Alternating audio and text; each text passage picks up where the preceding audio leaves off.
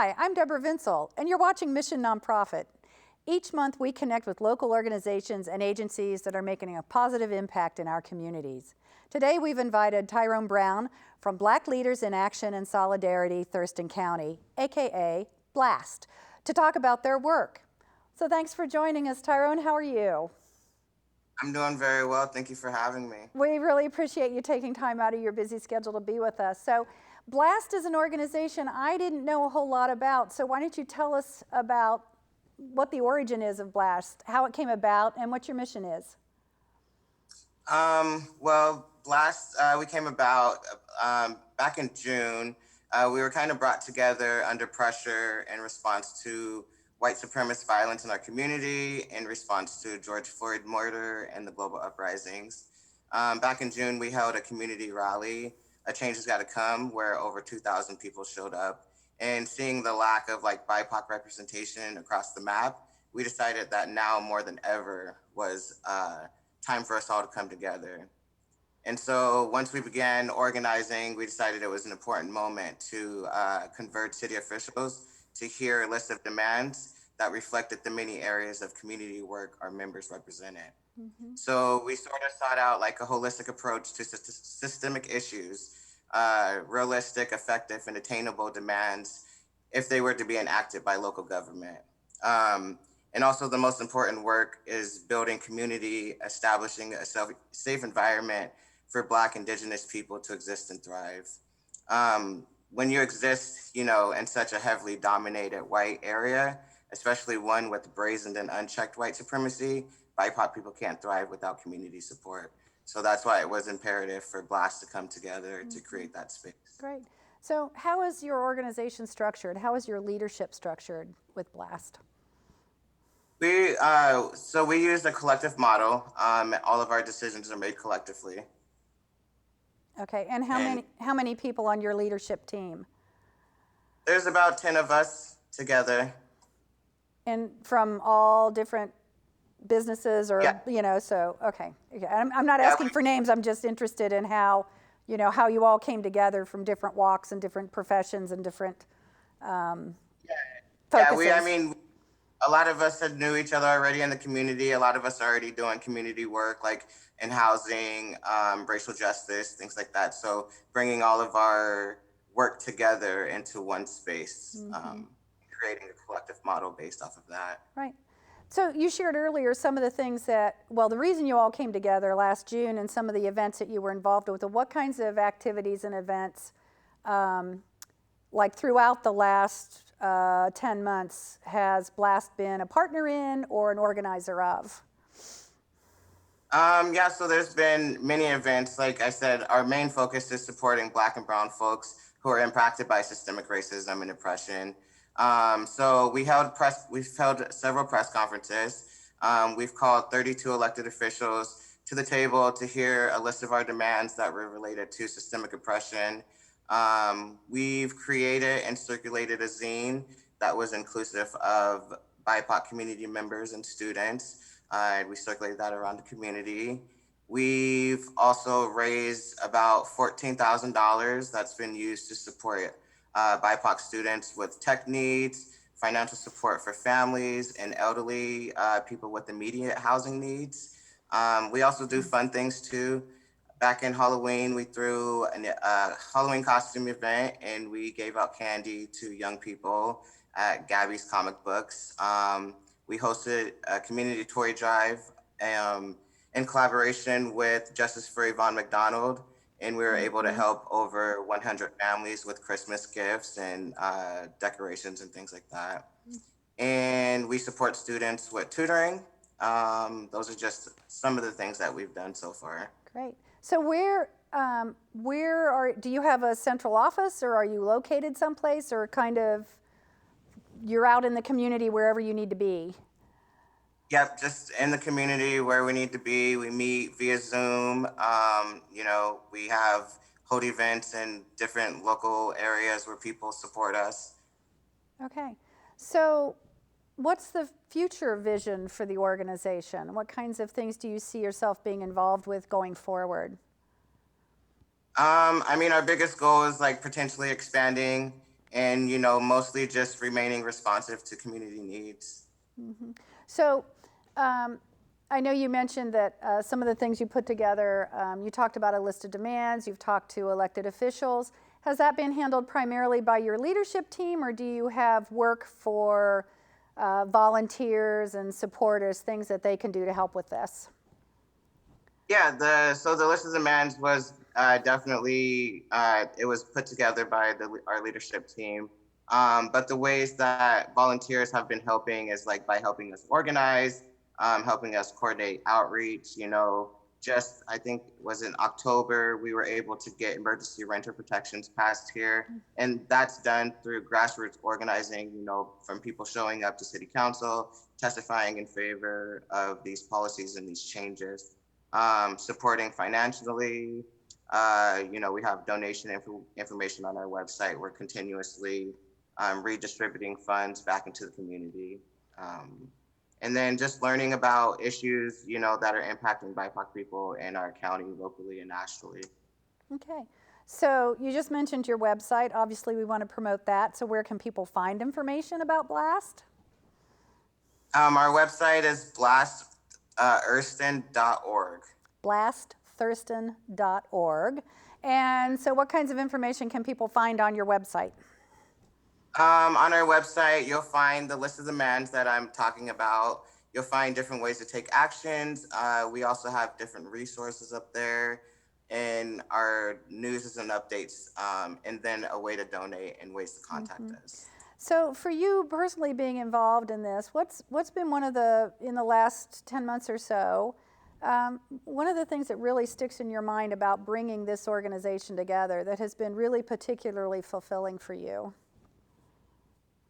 That's a good question. I think, this is heavy work. Our work it's deeply rooted in anti-racism and exists because racism exists. So our work, although it's fulfilling to be together and create this space for each other, it's also, there's still so much work to be done. It could be hard to feel as if it's being fulfilled, right?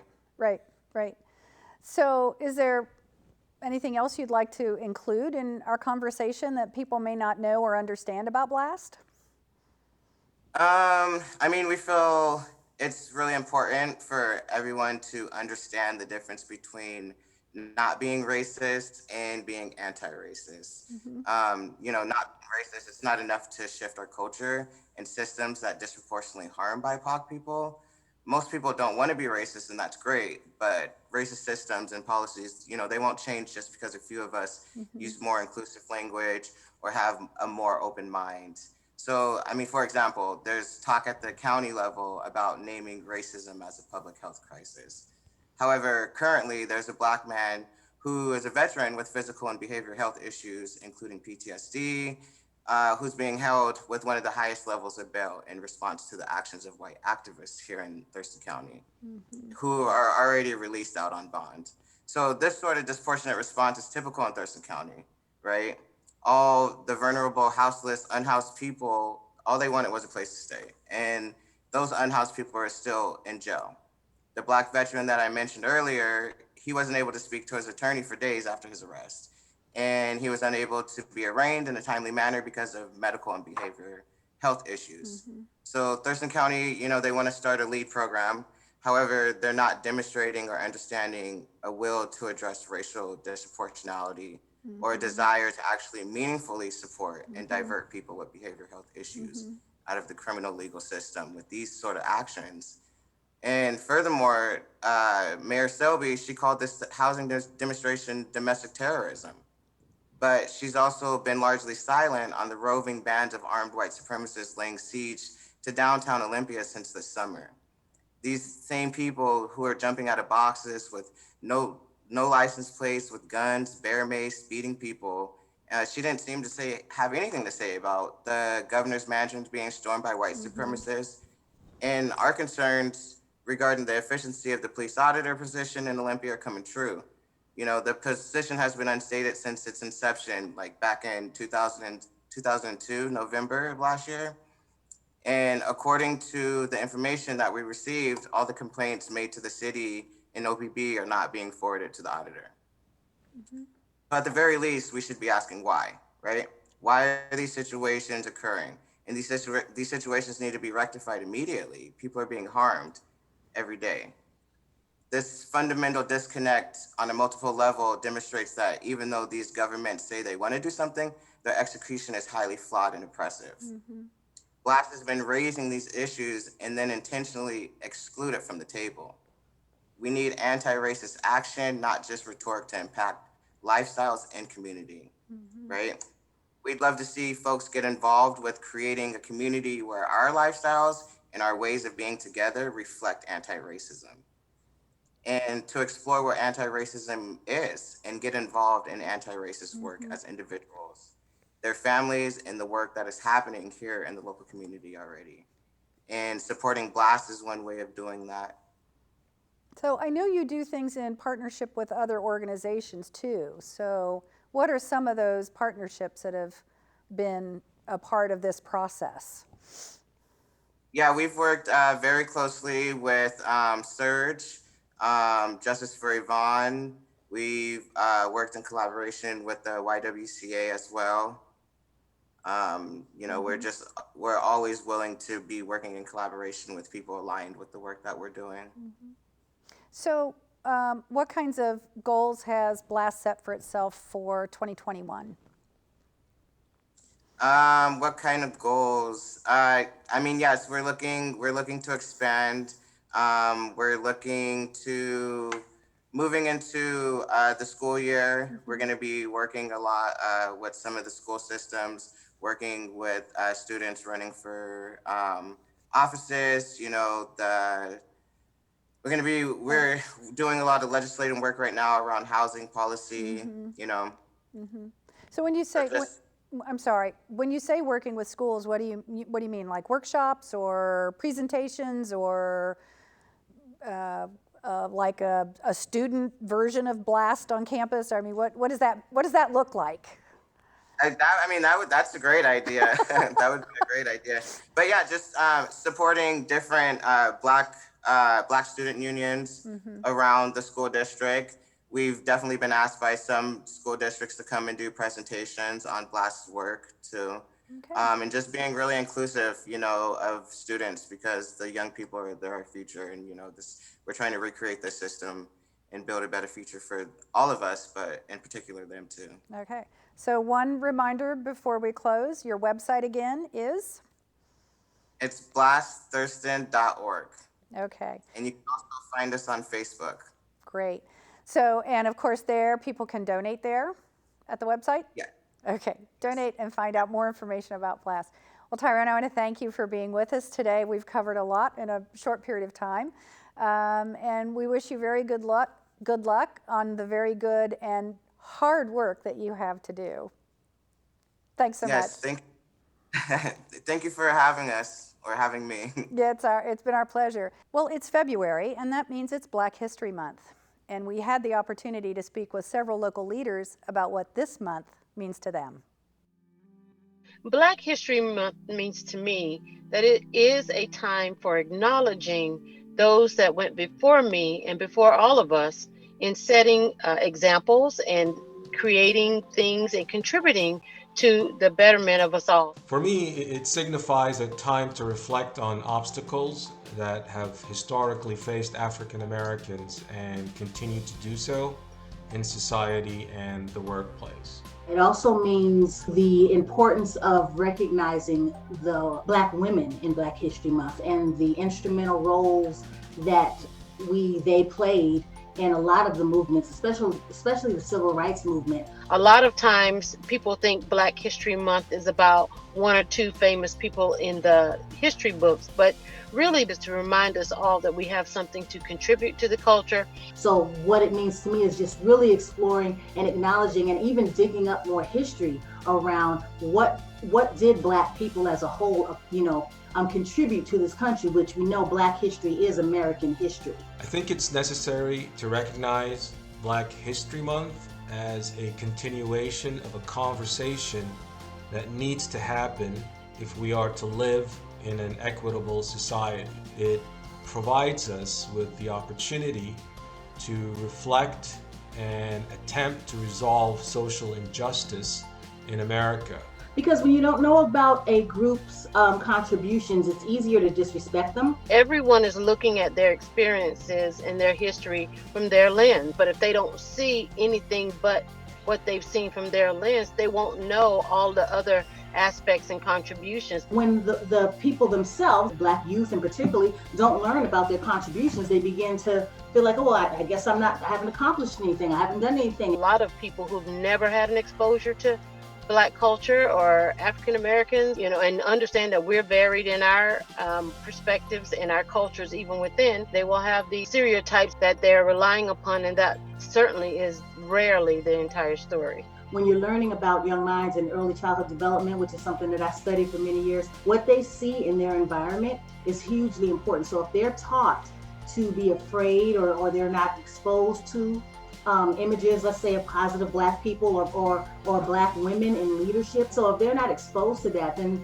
they'll think that that's not, really possible. I also would hope that the discussion of what can we do to recognize Black History Month would go on for longer than just Black History Month. They gave us a month, but we do it all year.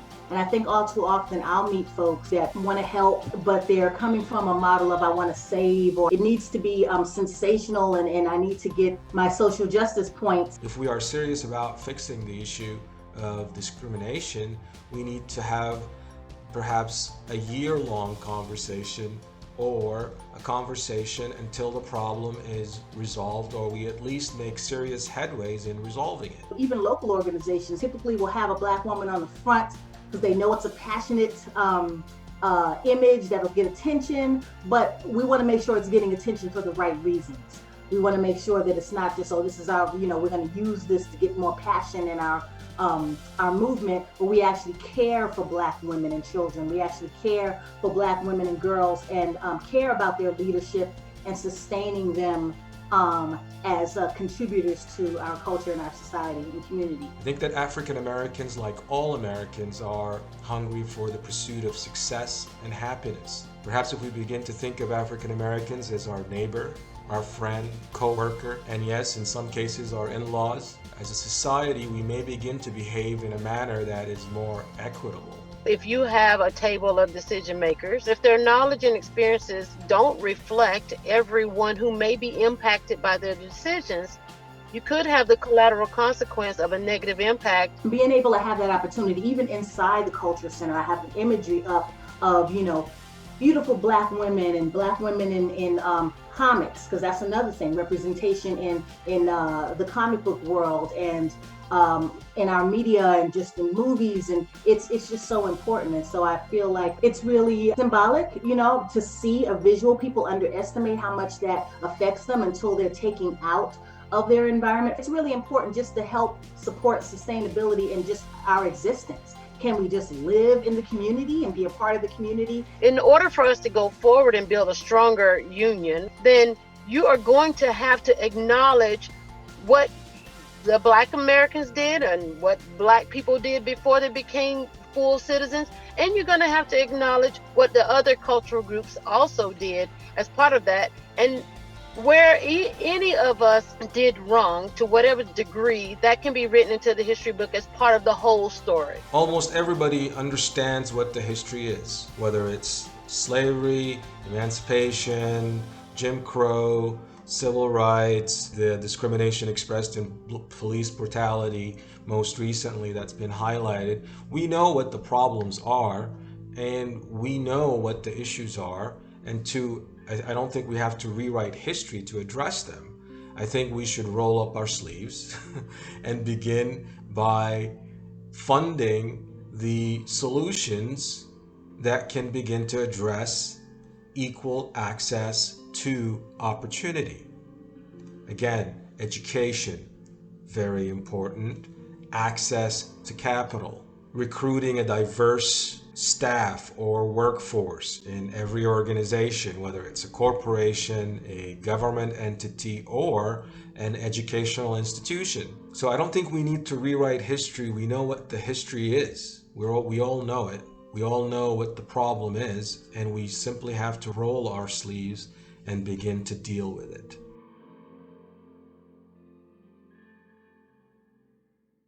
Well, that's our program for today. Please visit the BLAST website at blastthurston.org, and you can also find them on Facebook at Blast Thurston.